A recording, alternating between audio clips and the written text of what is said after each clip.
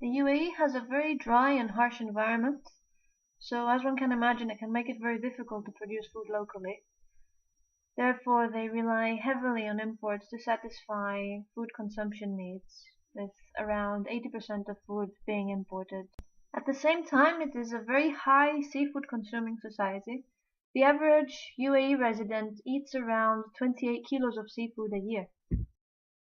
A consumption of this level has resulted in overfishing, and recent studies show that fish stocks in the Gulf have decreased by 80% in the past 40 years.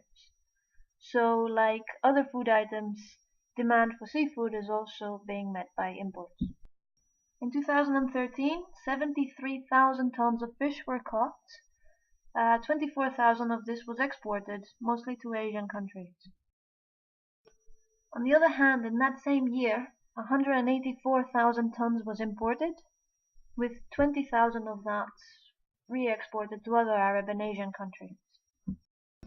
Studies by the Food and Agriculture Organization show that this high demand for seafood will carry on, and on top of that will grow by 8% for the next 15 years. This means that by 2030 the UAE will demand 900,000 tons of fish. Given these facts, national food security is a very key concern for the UAE, as well as taking pressure off their wild fish stock and preserving marine life.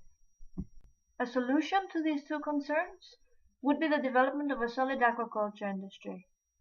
The Abu Dhabi government has been looking at different solutions, and they have identified aquaculture as a priority. So moving in this direction, the government is working in two key areas.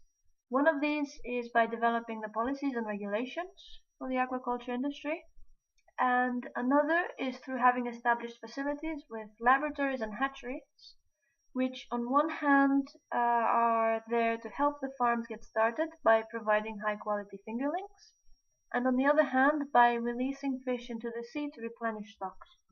As far as investments, these are mostly private. There are 5 companies known for their aquaculture operations, and there are also 25 smaller fish farms that the Abu Dhabi Farmer Services Center has identified.